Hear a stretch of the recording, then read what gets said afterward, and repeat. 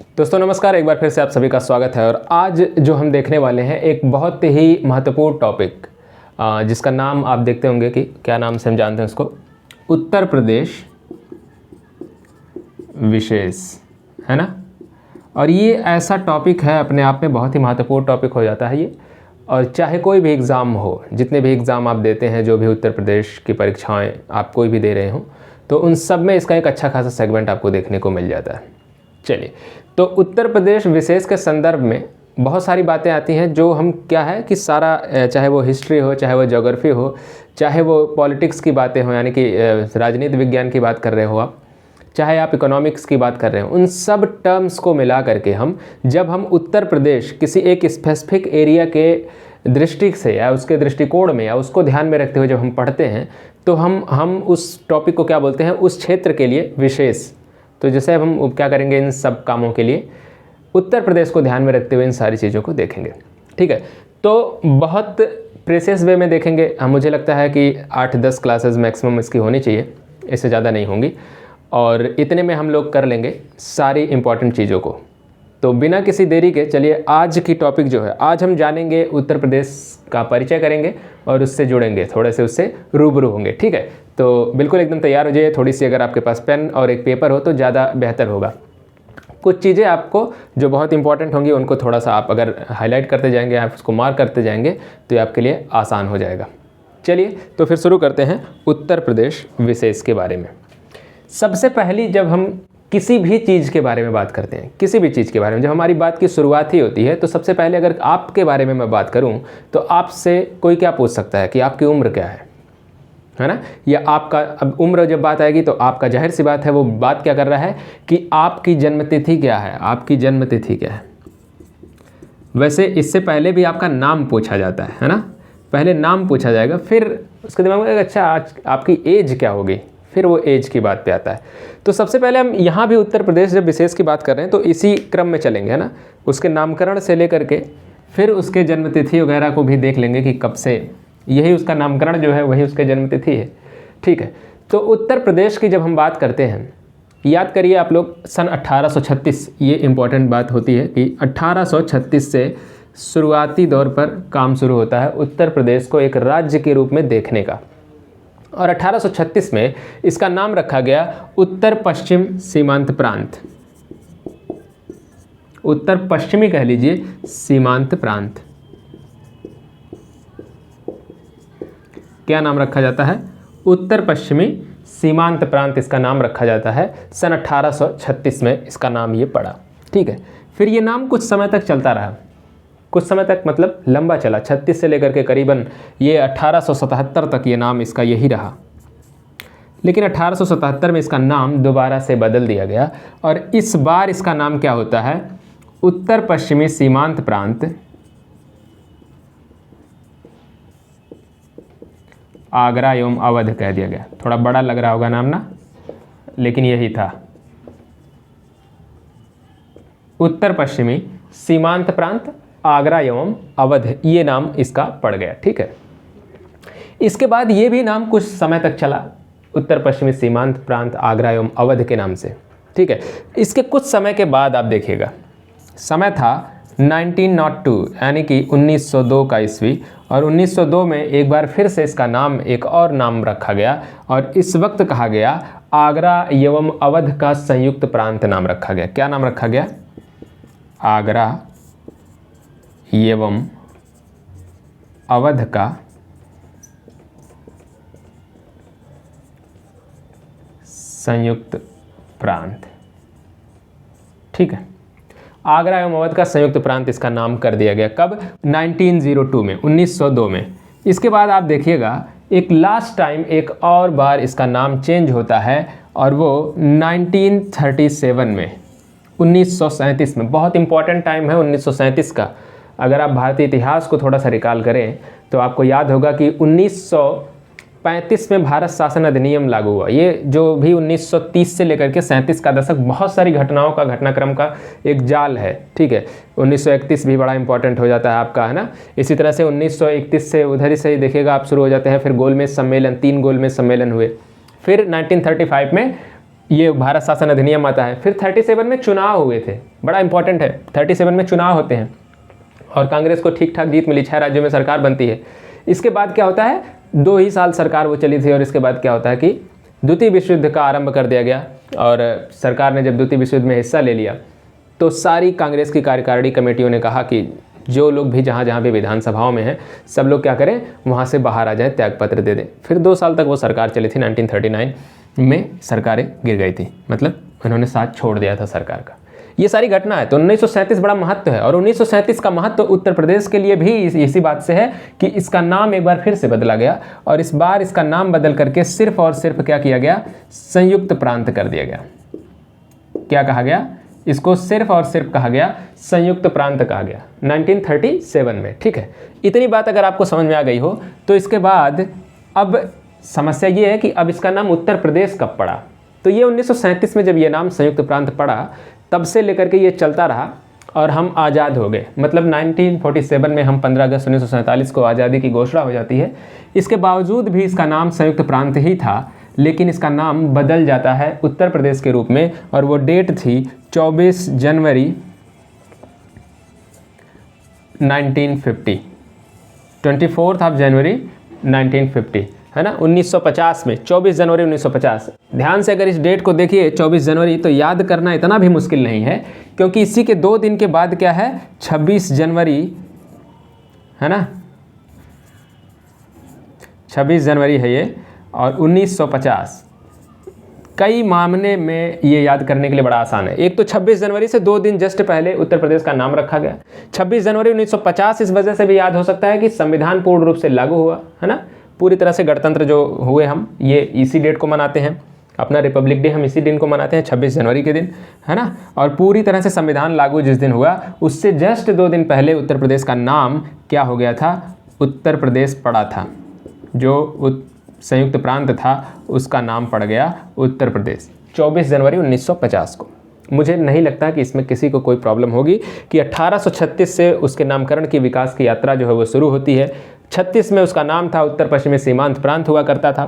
77 में वो नाम बदल करके उत्तर पश्चिमी सीमांत प्रांत आगरा एवं अवध कर दिया जाता है। 1902 में उसका नाम बदल करके आगरा एवं अवध का संयुक्त प्रांत कह दिया जाता है और फिर 1937 में जैसा कि आप देख पा रहे हो उसका नाम केवल और केवल संयुक्त प्रांत हो जाता है।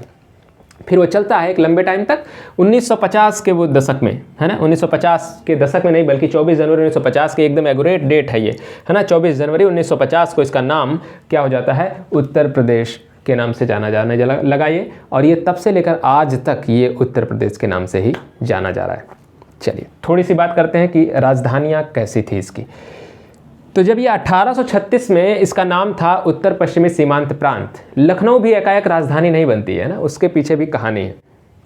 कहानी का मतलब उसने भी अपने संवैधानिक विकास की यात्राएं तय की हैं। तो 36 में जब ये उत्तर पश्चिमी सीमांत प्रांत था तो आपको ध्यान से अगर आपने इतिहास को थोड़ा सा मुगल काल से जाएं तो आगरा एक ऐसा जगह है जो बहुत ही केंद्र में रहा मुगलों के, है ना।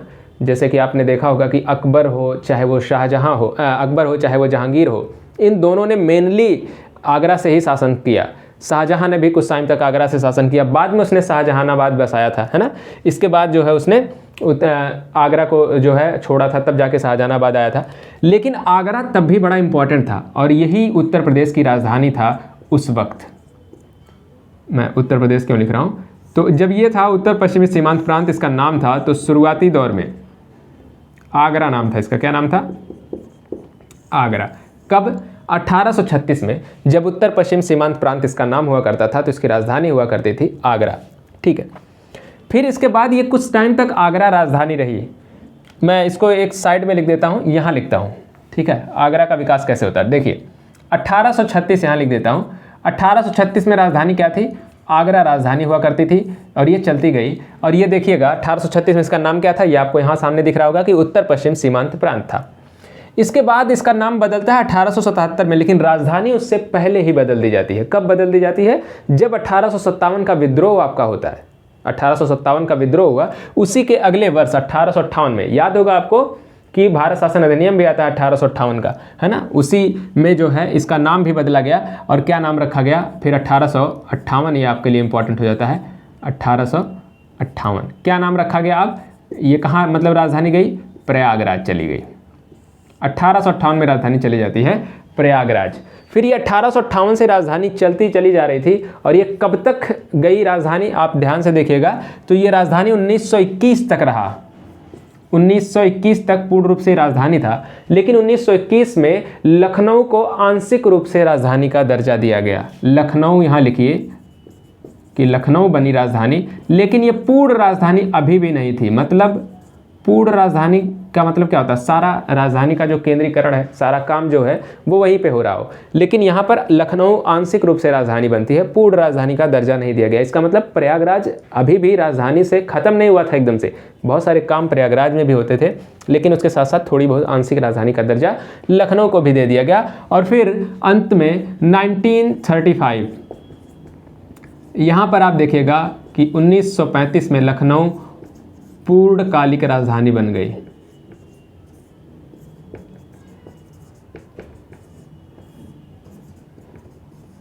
ठीक है, तो 1935 में लखनऊ बन जाती है पूर्णकालिक राजधानी बनी।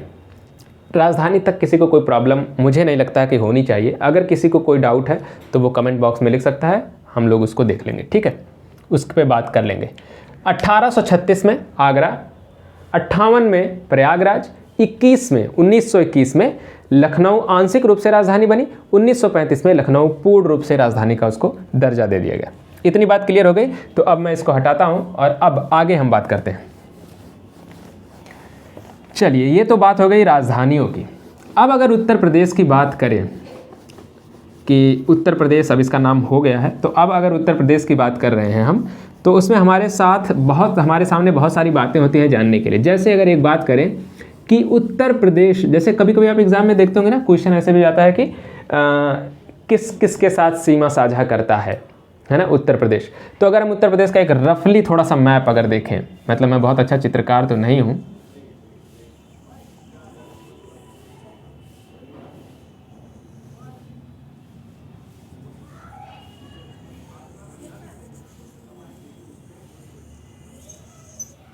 कुछ ऐसा लगता है ना, एकदम से सटीक तो नहीं बना होगा, ये सब ऐसे थोड़े से निकले हिस्से हैं उसमें।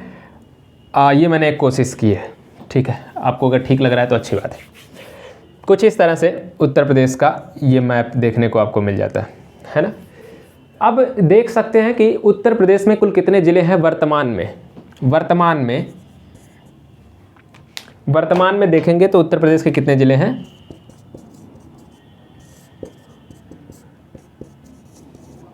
वर्तमान में ज़िले हैं 75। कुल ज़िले कितने हैं भैया, 75 ज़िले हैं उत्तर प्रदेश में, है ना। साथ ही अगर बात करें कि उत्तर प्रदेश में ज़िले तो 75 हैं, उत्तर प्रदेश में मंडल कितने हैं। मंडल तो देखिएगा 18 हैं। कितने मंडल हैं, 18 मंडल हैं। और कितने ज़िले हैं, 75 ज़िले हैं। साथ ही अब उत्तर प्रदेश के बारे में और थोड़ी सी बात करें अगर, तो उत्तर प्रदेश एक बड़ा राज्य है ना, बड़ा राज्य है। आप देखते होंगे जब भी चुनाव वगैरह का टाइम आता है तो उत्तर प्रदेश का जो चुनाव होता है वो अपने आप में बहुत ही ज़्यादा सियासी रंग होता है उसमें, और काफ़ी ज़्यादा हर किसी की होड़ होती है कि उत्तर प्रदेश को जीता जाए किसी ना किसी तरीके से। उसके पीछे का रीज़न क्या होता है, पीछे का रीज़न ये है कि यहाँ पर लोकसभा की ज़्यादा सीटें हैं, स्ट्रेंथ ज़्यादा है लोकसभा की, जो केंद्र में बनती है सरकार। तो लोकसभा का जो मार्ग होता है, 80 सीटें हैं लोकसभा में। अगर बात करें उत्तर प्रदेश की तो लोकसभा, और फिर यहीं पर बात कर लेते हैं राज्यसभा। अच्छा, इससे पहले भी एक बात करते हैं, इसको समझने में आसानी होगी।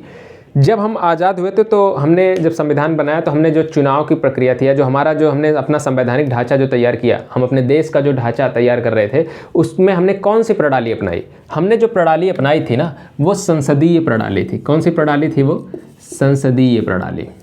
ठीक, हमने कौन सी प्रणाली अपनाई, संसदीय प्रणाली। अब देखिएगा ना, संसदीय प्रणाली जो होती है उसमें क्या होगा, 2 सदन होते हैं। ठीक है, 2 सदन कौन कौन से थे, ये है, और इन दोनों को सामान्य रूप से क्या बोला जाता है, संसद बोला जाता है। ठीक है, संसद बोला जाता है। और संसद में कौन कौन सा 2 सदन है, लोकसभा और राज्यसभा। लोकसभा होती है निम्न सदन है, या जनता का सदन ये होता है, जहाँ पर जनता के प्रत्यक्ष रूप से चुने हुए रिप्रेजेंटेटिव जो होते हैं वो कहाँ जाते हैं, वो लोकसभा में जाते हैं। एक होता है राज्यसभा। राज्यसभा में क्या होता है कि स्टेट के प्रतिनिधित्व होते हैं, मतलब कि राज्यों के प्रतिनिधित्व, जनता को पूर्ण रूप से प्रतिनिधित्व नहीं है, जनता का तो कर ही रहे हैं, ठीक है, वो एक बात अलग है, लेकिन ये सामान्य रूप से जिनका जो काम होता है वो राज्यों के हितों को देखना, ठीक है, तो ये जनता का ये प्रतिनिधित्व करते हैं और ये राज्यों का प्रतिनिधित्व करते हैं, ठीक है। अब हमारे यहाँ अलग अलग राज्यों से अलग अलग प्रतिनिधि हैं। जैसे अब हम बात करें कि लोकसभा की सीटें उत्तर प्रदेश के टर्म में कितनी है, टोटल सीटें आप उस क्रम में नहीं आते हैं कि 550 सीटें हैं, है ना, उसकी आपको वो अलग एक पॉलिटी का विषय फिर हो जाएगा। हम अगर उत्तर प्रदेश के टर्म में बात करें, उत्तर प्रदेश विशेष की बात करें, तो उत्तर प्रदेश में लोकसभा की 80 सीट है। कितनी सीट है? 80 सीट है। अगर आप टोटल की बात करें तो 545 में से 80 सीट उत्तर प्रदेश में ही अकेले है, तो सबसे ज़्यादा सीटें हैं यहाँ पर। इसीलिए यहाँ पे राजनीतिक जो आप देखिएगा चहल पहल ज़्यादा रहेगी चुनाव के टाइम पर। राज्यसभा में देखिएगा तो कितनी है इसकी स्ट्रेंथ, उत्तर प्रदेश की 31 है, ठीक है, 31 है राज्यसभा की, लोकसभा की 80, ठीक है। अब दूसरी बात करते हैं, जैसे हमने संसदीय प्रणाली केंद्र के सरकार में, मतलब सेंट्रल गवर्नमेंट की अगर हम बात कर रहे होते हैं तो हमने संसदीय प्रणाली अपनाई है, ठीक है, केंद्र के रूप में। हमने राज्यों में भी संसदीय प्रणाली अपनाई। तो राज्यों की जब बात करिएगा तो अगर आप स्टेट में बात करिएगा, स्टेट में भी क्या है? संसदीय प्रणाली। और स्टेट में संसद की जगह क्या होता है? संसद जैसे वहाँ पे होती है, यहाँ पर क्या होता है? विधानमंडल होता है। क्या होता है? विधानमंडल होता है। स्टेट में होता है विधानमंडल। अच्छा, संसद में देखिएगा तो इंपॉर्टेंस जो होती है, एक तो राष्ट्रपति संसदीय प्रणाली में बड़ा इंपॉर्टेंट होता है, ये ऊपर पता नहीं दिख नहीं रहा होगा कि राष्ट्रपति बहुत इंपॉर्टेंट हो जाता है एक आपका, और दूसरा देखिएगा कि प्रधानमंत्री बहुत इंपॉर्टेंट हो जाता है, ठीक है। राष्ट्रपति देखिएगा तो इसको हम लोग पॉलिटी में बहुत डिटेल में पढ़ेंगे कि उसका चुनाव कैसे होता है ना, कौन कौन से आर्टिकल उसके लिए इंपॉर्टेंट हैं। जो आर्टिकल राष्ट्रपति के लिए इंपॉर्टेंट है वही कहीं ना कहीं प्रधानमंत्री के लिए भी उससे जुड़े हुए हैं। अब राष्ट्रपति की अगर बात करें, वहाँ पे राष्ट्रपति होता है और यहाँ पे प्रधानमंत्री। राष्ट्रपति जो होता है वो भारत का जो होता है ना, वो हमारे यहाँ जो प्रणाली है, अध्यक्षीय प्रणाली को जो हमने अपनाया है, वो संवैधानिक रूप से उसको अधिकार दिया गया है। क्या? राष्ट्रपति को जो है भारत का सर्वोच्च माना जाता है, ठीक है, सर्वोच्च पद है, सर्वोच्च नागरिक भी होता है वो भारत का। तो राष्ट्रपति जो है संवैधानिक रूप से भारत का प्रमुख माना जाता है, ठीक है। अगर यही अध्यक्षीय प्रणाली होती तो वो कार्यकारी रूप से प्रमुख होता। जैसे अमेरिका की अगर आप बात करिएगा तो अमेरिका में क्या होता है? अध्यक्षीय प्रणाली है। हमारे यहाँ कौन सी है? संसदीय प्रणाली है। तो चुने हुए व्यक्ति का महत्व ज़्यादा होगा, वो कार्यकारी प्रमुख होगा। कार्यकारी प्रमुख जो होगा वो कौन है? वो प्रधानमंत्री है, ठीक है। और राष्ट्रपति क्या है? संवैधानिक, संविधान के अनुसार अगर देखें तो वह संवैधानिक रूप से प्रमुख। जैसे ब्रिटेन में राजा होता है संवैधानिक रूप से प्रमुख, ठीक है, लेकिन कार्यकारी रूप से जो है वहाँ का प्रधानमंत्री होता है, ठीक है। उसी तरह से हमने यहाँ पर भी प्रणाली अपनाई है अपने यहाँ। अब उसी तरह से राज्यों में देखेगा तो विधानमंडल होता है ना, विधानमंडल होगा। अब ये अलग बात है कि कहीं कहीं विधानमंडल में 2 सदन होते हैं, कहीं कहीं 1 सदन होते हैं। जैसे वहाँ पे संसद में, कहीं वहाँ पे हमारे यहाँ तो 2 सदन है संसद में, उसी के तर्ज पर अधिकांश जगहों पर देखिएगा कहीं कहीं 2 सदन है, कहीं कहीं 1 सदन है, लेकिन अधिकांशतः आप देखिएगा तो 1 सदन वाले ज़्यादा हैं। केवल 6 ऐसे राज्य हैं जहाँ पर क्या है कि 2 सदन है, ठीक है, 6 ऐसे राज्य हैं। उनकी हम बात तो कल अगले वाले क्लास में करेंगे, लेकिन अगर आपको पता है कि वो 6 राज्य कौन से हैं तो आप हमें कमेंट में अभी करके बताएं कि वो 6 राज्य कौन से हैं। चलिए, तब तक के लिए हम आज यहाँ की बात आगे बढ़ाते हैं कि विधानमंडल में अब जब 2 सदन हैं तो वो कौन कौन से होंगे। एक तो आपको पता होगा कि विधानसभा, अभी देखिएगा कि बहुत सारे राज्यों में चुनाव अभी भी होने वाले हैं, तो ये विधानसभाओं के चुनाव हो रहे हैं, ठीक है। तो ये विधानसभा एक होती है, और जो दूसरा होता है वो होता है विधान परिषद होता है। क्या होता है? विधान परिषद होती है। विधानसभा में देखिएगा, जो विधानसभा है वो बिल्कुल लोकसभा जैसी है, ठीक है, मतलब जनता का सदन है, जनता चुन करके इसको भेजेगी, जनता प्रतिनिधियों को प्रत्यक्ष रूप से चुनती है। विधान परिषद जनता बल्कि नहीं, ये क्षेत्रीय प्रतिनिधित्व दर्शाते हैं, ठीक है। तो विधानसभा को देखेगा तो क्या है? विधानसभा में हमारे यहाँ कितनी सीटें हैं? यूपी की अगर बात करें तो टोटल सीटें तो 404 हैं। चुनाव जिस पर होता है वो 403 + 1 ऐसे लिखते हैं उसको, अभी तक तो यही लिखते आए रहे, 403 + 1। ये नीचे का दिख रहा है कि नहीं आपको? एक मिनट,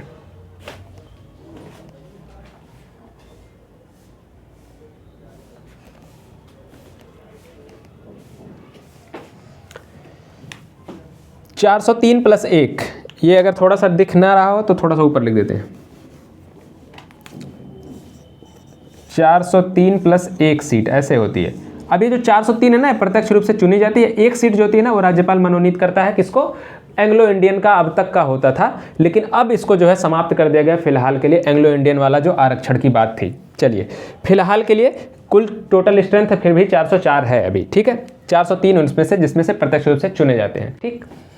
अब यहाँ तो ये हो गई विधानसभा की बात। विधान परिषद की अगर बात करें, परिषद की अगर बात करें तो परिषद में हमारे यहाँ कितनी सीट है? जो परिषद की स्ट्रेंथ है वो 100 है। कितनी है? 100 स्ट्रेंथ है। विधान परिषद की सीटें कितनी है? 100 है। अच्छा, ये तो सामान्य बात हो गई यूपी के बारे में, ठीक है।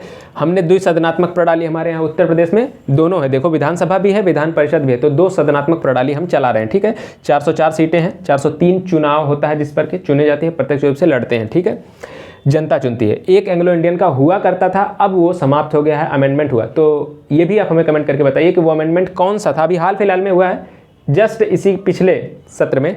वो कौन सा अमेंडमेंट हुआ, कब हुआ, कौन से सन में? 2020, 2021, 2022, नहीं 2022 तो अभी शुरू हुआ है, तो 2019, 20, 21 ऐसे कर लीजिए, और इनमें से कोई नहीं। चलिए, तो उसमें से बताइएगा कि कौन से में हुआ ये अमेंडमेंट।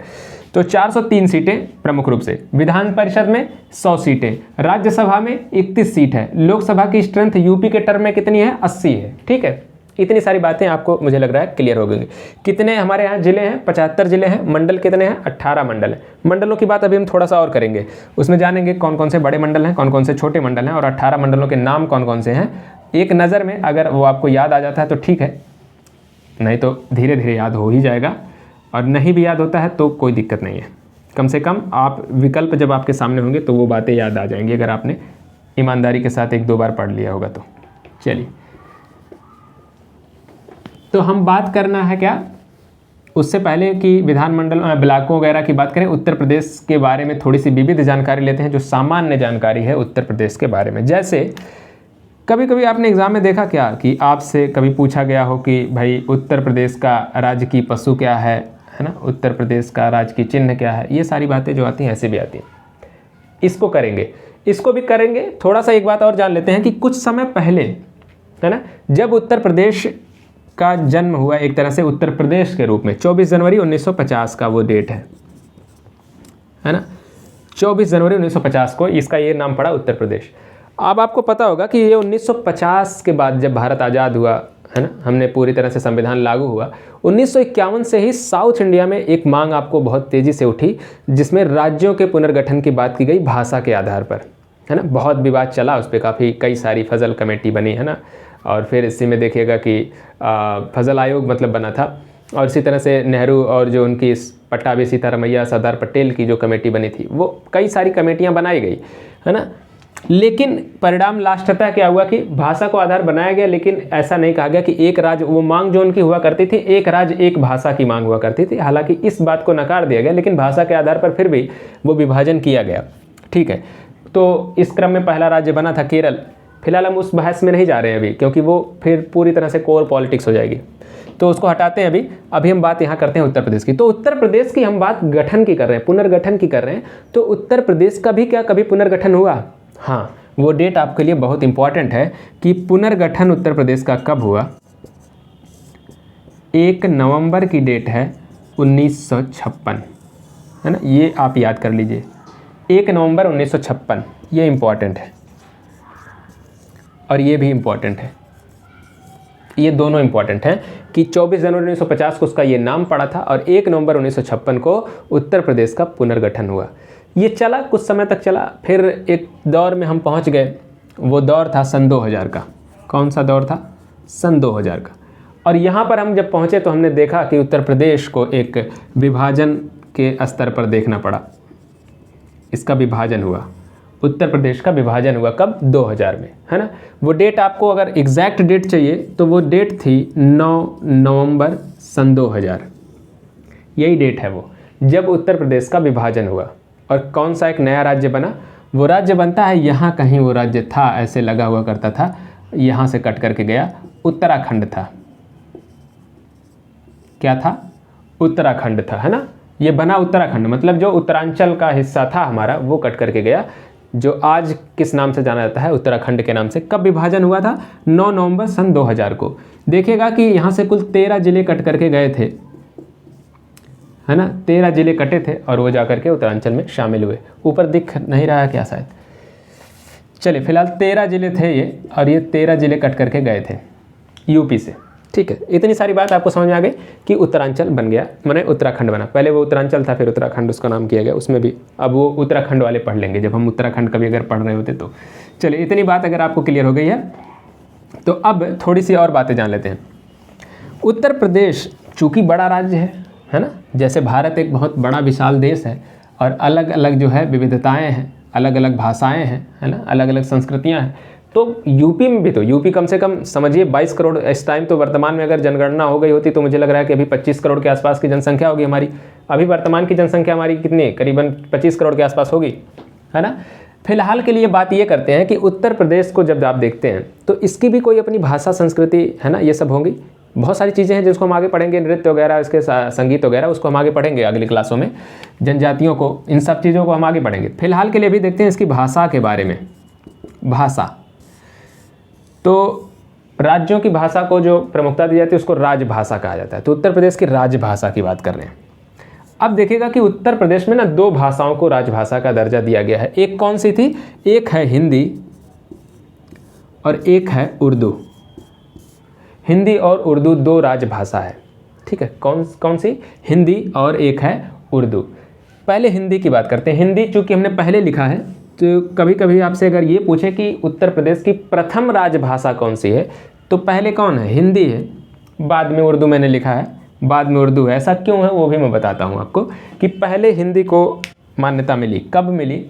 चलिए हिंदी की अगर बात करें तो जब भारत आज़ाद हुआ उसके बाद अगस्त में भारत आज़ाद होता है, 15 अगस्त, मतलब पूरी तरह से पूर्ण स्वतंत्रता संग्राम मिली, पूर्ण स्वतंत्र स्वाधीनता हमको मिली 15 अगस्त 1947 को, है ना। अब अक्टूबर 1947 में उत्तर प्रदेश पर नज़र पड़ी और इसमें कहा गया कि यहाँ की जो आधिकारिक भाषा होगी,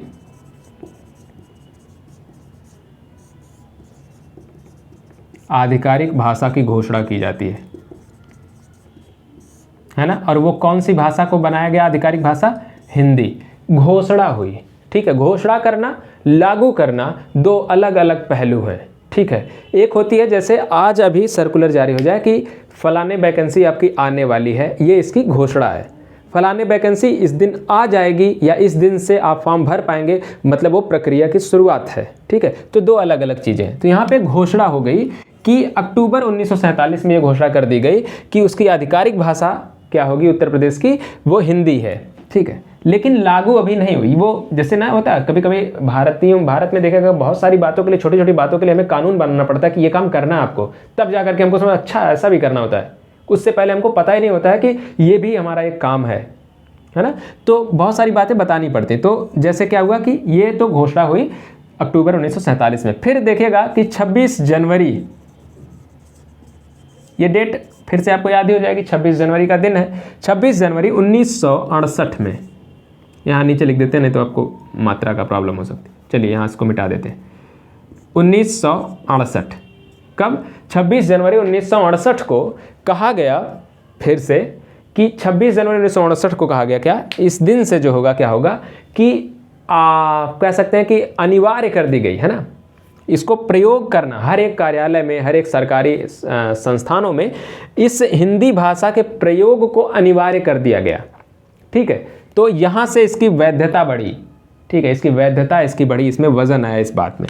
और हिंदी हमने जो अपनाई है, तो अगर कभी आपसे कोई पूछे कि वो हिंदी जो भाषा हमने अपनाई उसकी लिपि कौन सी है, तो वो आपको हमको पता है कि पता होगा, देवनागरी लिपि होती है।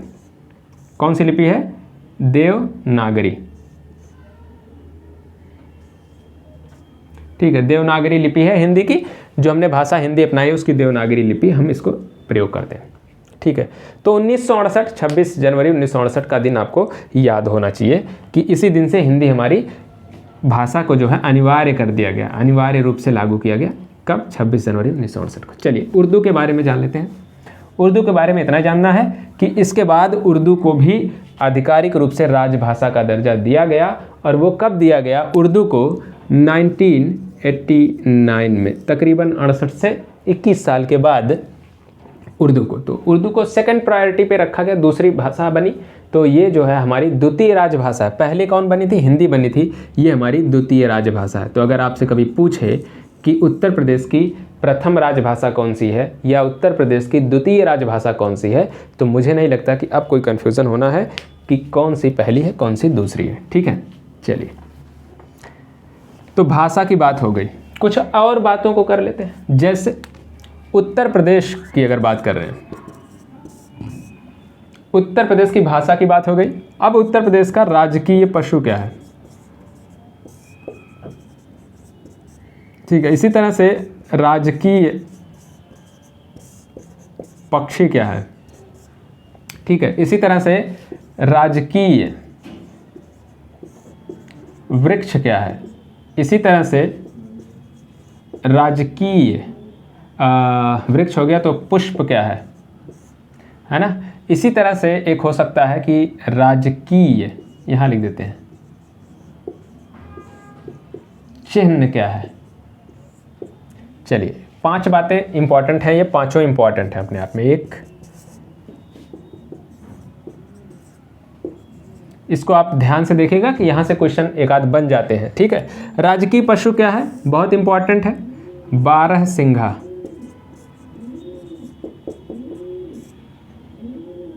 तो 12 सिंघा क्या है? हमारा राजकीय पशु है, 12 सिंघा। ठीक है, दूसरी बात करिएगा, राजकीय पक्षी क्या है? राजकीय पक्षी हमारी है सारस, जिसको एक और नाम से जानते हैं, क्रॉच के नाम से भी जानते हैं ना, इंग्लिश में क्रेन के नाम से जानते हैं इसको, क्रेन या फिर क्रॉच या सारस हिंदी में इसको कहते हैं ना। ये वही क्रॉच है जब कहा जाता है कि एक बार वाल्मीकि रचना कर रहे थे और उन्होंने कुछ देख लिया था, इनके आपस में संबंध, इनके प्रेम संबंध को देख लिया था, तो उसके पीछे पीछे की कहानियाँ बहुत सारी रामायण महाभारत से भी जुड़ी हुई। तो ये वही क्रॉच पक्षी है, बड़ी सी गर्दन होती है ना सारस की, नुकीली सी चोंच, आपने अगर देखा हो तो ये सारस है हमारे यहाँ। क्रॉच जो है वो राजकीय पक्षी है। पशु कौन सा है? 12 सिंघा है। इसी तरह से राजकीय वृक्ष क्या है? तो अशोक जो है राजकीय वृक्ष है ना, अशोक राजकीय वृक्ष है। इसी तरह से राजकीय पुष्प क्या है?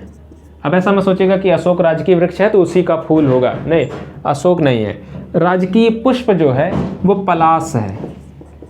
ये पलाश, अगर आप गांव में रहने वाले हैं, अगर वहाँ से बिलोंग करते हैं, कभी गए हैं, तो पलाश, या फिर इसको एक नाम से और बोला था टेसू, या फिर इसको ढाक के नाम से जानते हैं कहीं कहीं गाँव में, है ना। ढाक के 3 पात, बहुत सारी स्टोरी है, किसकी कहानी है? ढाक के 3 पात।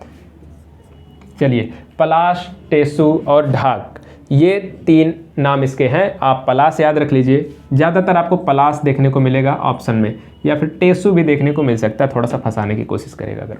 लाल कलर के इसके पुष्प होते हैं, गुच्छों में होते हैं। ठीक है, तो ये 5-4 बातें। अच्छा, राजकीय चिन्ह की बात करते हैं। अब राजकीय चिन्ह मतलब, ये तो आपने देखा होगा, कभी भी कोई फॉर्म भरते हैं तो अगर आप उसका नोटिफिकेशन पढ़ते हैं तो उस पर, उत्तर प्रदेश सरकार का कोई भी फॉर्म हो तो उस पर आपने देखा होगा कि किनारे ऐसे करके कुछ बना होता है, गोला बना होता है ना, एक ऐसे गोला बना होगा, और उसमें आपने देखा होगा कि ऐसे करके बना होता है, ऐसे करके आपने देखा होगा ये चिन्ह, है ना। और फिर यहाँ पर देखिएगा आप, मेरी बड़ी खराब आर्ट है,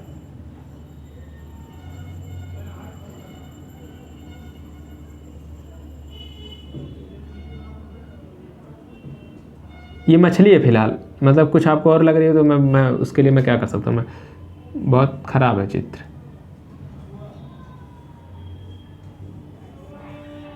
ऐसे करके समझ लीजिए 2 मछलियाँ हैं ना, ये सल्क हैं उनके, तो मछलियाँ हैं 2, और फिर यहाँ देखिएगा कि एक तीर कमान होती है, 2 मछलियाँ, तो एक वृत्त है। वो आपसे चित्र बना के नहीं पूछेगा, फिलहाल के लिए वो पूछेगा तो राजकीय चिन्ह में आपको दिखा मिल जाएगा ऑप्शन में कि एक वृत्त है, 2 मछलियाँ हैं वृत्त में, और धनुष व तीर है, एक धनुष और तीर है। तो एक वृत्त में लिख लीजिए कि एक वृत्त में 2 मछलियाँ, धनुष और तीर जो है, ये हमारा राजकीय चिन्ह है। खास बात यह है कि हमारा राजकीय चिन्ह कब से है? अंग्रेजों के टाइम से ही था ये राजकीय चिन्ह हमारा।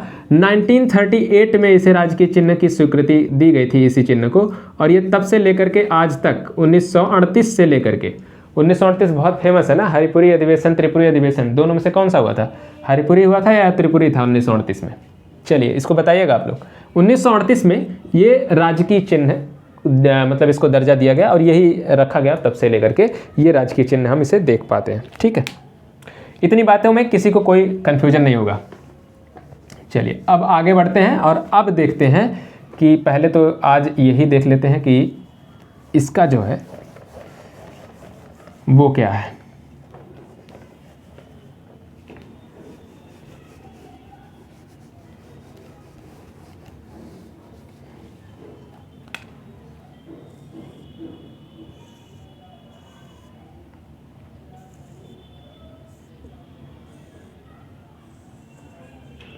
और अब इसमें देखते हैं कि इसके आसपास के जो पड़ोसी राज्य हैं वो किस तरह से हैं और कौन कौन से हैं। ठीक है, तो सबसे पहले तो आप एक चीज़ याद करिए कि उत्तर प्रदेश के जो आसपास जितने भी राज्य इससे सीमा लगाते हैं क्या हैं, कुल सीमावर्ती जो हैं इसके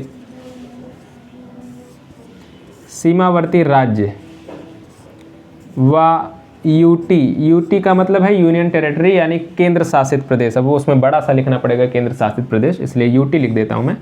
सीमावर्ती में देखिएगा तो 8 राज्य हैं, 8 राज्य हैं 8+1, 8 राज्य और 1 यूनियन टेरिटरी है यानी कि 1 केंद्र शासित प्रदेश है। वो आपको समझ में आएगा एक केंद्र शासित प्रदेश कौन सा है। वो यहाँ पर देखिएगा लगता है कौन सा केंद्र शासित प्रदेश, दिल्ली लगता है। ठीक है, अब देखिएगा कि कौन से 8 राज्य हैं। दिल्ली तो आपको समझ आ गया कि ये दिल्ली लगती है तो ये दिल्ली हो जाएगी, यहाँ से सीमा लगती है। 8 राज्य कौन कौन से हैं, तो अगर आप उसको देखना चाहें कुछ इस तरह से, पहले ऐसे करके देखें। ये क्या है, नॉर्थ है, साउथ है, ईस्ट है, वेस्ट है।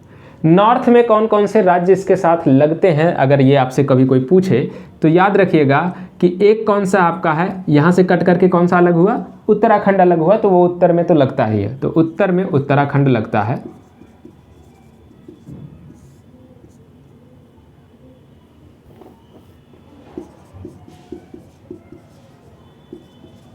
चलिए एक हो गया उत्तराखंड। दूसरा देखिएगा ये जो इलाका आप देख पा रहे हैं ना, इसमें थोड़ा सा यहाँ पे लगा हुआ है ना ऐसे करके, वो हिमाचल यहाँ पे लगता है, तो हिमाचल प्रदेश हो गया, है ना। उत्तराखंड हो गया, हिमाचल प्रदेश हो गया। इसी तरह से एक आपका और लगता है और वो राज्य नहीं है फिलहाल, तो ये 2 को हम कम से कम ध्यान में रखेंगे। नहीं तो एक अगर उत्तर में आपसे इसके साथ अगर कोई पूछेगा तो ये वाला सीमा लगती है, और वो कौन लगाता है, ये इंटरनेशनल बॉर्डर है, तो उसको हम अलग रखते हैं। ठीक है, तो 8 राज्य हैं, 8 राज्यों में से एक उत्तराखंड, एक हिमाचल प्रदेश, ये उत्तर में, यहाँ से देखेगा तो हिमाचल प्रदेश है, ये वाला हिस्सा देखेगा तो उत्तराखंड है। ठीक है, ये लगते हैं। वेस्ट में देखेगा, वेस्ट में, ये वेस्ट है, पश्चिमी उत्तर प्रदेश है ना, पश्चिमी उत्तर प्रदेश, तो वेस्ट में देखेगा तो कौन कौन से आते हैं आपके, दिल्ली तो लग ही रहा है ना। यहाँ पर देखेगा कि थोड़ी से ऐसे करके बॉर्डर जो है दिल्ली के बाद से किसका लगता है, वो हरियाणा का लगता है। किसका लगता है, हरियाणा का, मतलब ये दिल्ली के चारों से घेरे हुए ऐसे करके लगाता है बॉर्डर। ठीक है, समझ रहे हैं, तो ये हरियाणा का बॉर्डर लगता है। ठीक, हरियाणा का बॉर्डर लगता है। इसके बाद देखिएगा कि जो ये पूरा बॉर्डर यहाँ से करीबन हरियाणा के बाद से जो ये शुरू होता है ना, ये ऐसे कर करके और फिर ये पूरा का पूरा जो बॉर्डर लगता है यहाँ तक, वो कौन सा बॉर्डर लगता है, मध्य प्रदेश का बॉर्डर लगता है। किसका लगता है, एमपी का बॉर्डर लगता है, एमपी का बॉर्डर लगता है। ठीक है, इतनी बात क्लियर हो गई। एमपी के बाद आप यहाँ पे अगर देखिएगा, ये सब एमपी लग रहा है, यहाँ पे आप देखिएगा कि जो ये वाला इलाका है, ये पॉस जो ये वाला है, ये इलाका लगता है यहाँ से छत्तीसगढ़ सीमा बनाता है। छत्तीसगढ़ के बाद आप यहाँ पे अगर आइएगा, यहाँ पे सीमा बनाता है झारखंड। कौन सीमा बनाता है, झारखंड सीमा बनाता है। ठीक है, और यहाँ एक मैंने थोड़ा सा भूल गया कि ये जो है, ये वाला जो इलाका है, ऐसे करके पूरा इधर से पूरा फिर ये चला जाता है ना। ये जो इलाका जो इतना थोड़ा सा लगता है यहाँ से, वो लगता है राजस्थान का भी लगता है। ठीक है, आप देखेंगे भरतपुर में आप सीधे एंट्री करते हैं, सीधे यूपी से एंटर कर जाते हैं राजस्थान में, तो ये राजस्थान का इलाका भी लगता है। ठीक है, राजस्थान का भी छोटा सा इलाका यहाँ से ठीक ठाक सीमा लगाता है, राजस्थान। ठीक है, तो राजस्थान हो गया। इसके बाद आप यहाँ पे देख लिए, आपने झारखंड देख लिया।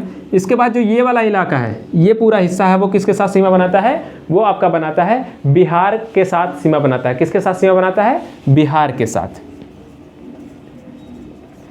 बिहार देखेगा यहीं से ऐसे शुरू हो जाता है, फिर ऐसे करके जो है ना, ऐसे करके यहाँ पे देखेगा तो ऐसे लगता है। तो ये बिहार के साथ सीमा यहाँ पे लगती है, ठीक है। तो ये बिहार के साथ सीमा हो गई। अब देखेगा कि और किसी राज्य के साथ सीमा क्या लगती है, तो राज्यों के साथ अब सीमा नहीं लगती है। तो चलिए देखिए अब कितने राज्य, ये बिहार के बाद आप देखिएगा तो झारखंड। अब कितने राज्य हो गए कुल, गिन लीजिए।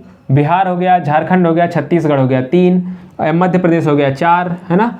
हरियाणा, ये राजस्थान और ये हरियाणा हो गया 4 2 6। यहाँ पे आपने देखा था हिमाचल 7, ये आपका उत्तराखंड। तो ये 8 राज्य हो गए और एक ये जो है दिल्ली है, दिल्ली लगा, 9 राज्य हो गए कुल, मतलब 8 राज्य और एक केंद्र शासित प्रदेश। और एक इंटरनेशनल बॉर्डर लगती है, वो किसकी है, नेपाल के साथ वो बॉर्डर लगती है, नेपाल के साथ, ठीक है। नेपाल हो गया एक ये। तो इस तरह से ये इसकी एक जनरल समझ आप देख पा रहे होंगे, इस तरह से सीमा लगती है। मुझे लग रहा है कि ये आपको दिखने रहेगा, तो यहाँ से आप याद रखिए कि छत्तीसगढ़ की सीमा है, ये झारखंड की सीमा है, ठीक। चलिए इतनी सारी बात अगर आपकी क्लियर हो गई तो अब आगे बढ़ते हैं।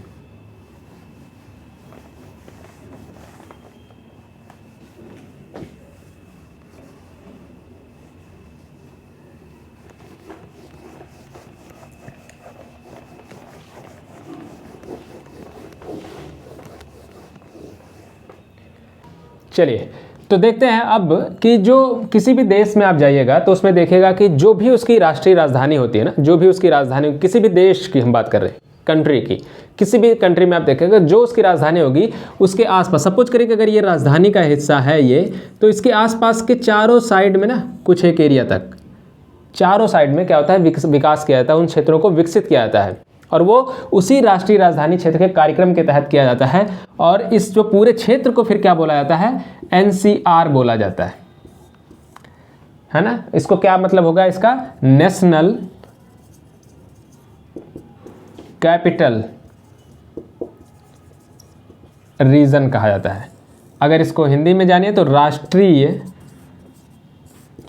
राजधानी क्षेत्र कहा जाता है। क्या कहा जाता है, राष्ट्रीय राजधानी क्षेत्र इसको कहा जाता है, ठीक है।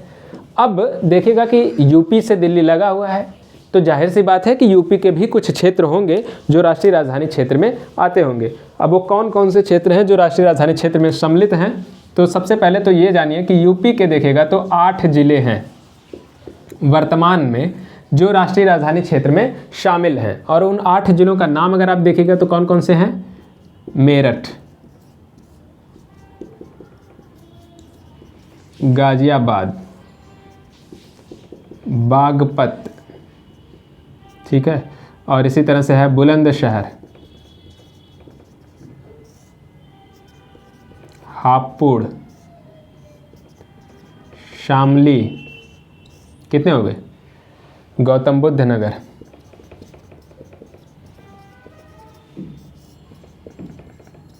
और एक लास्ट में आ जाता है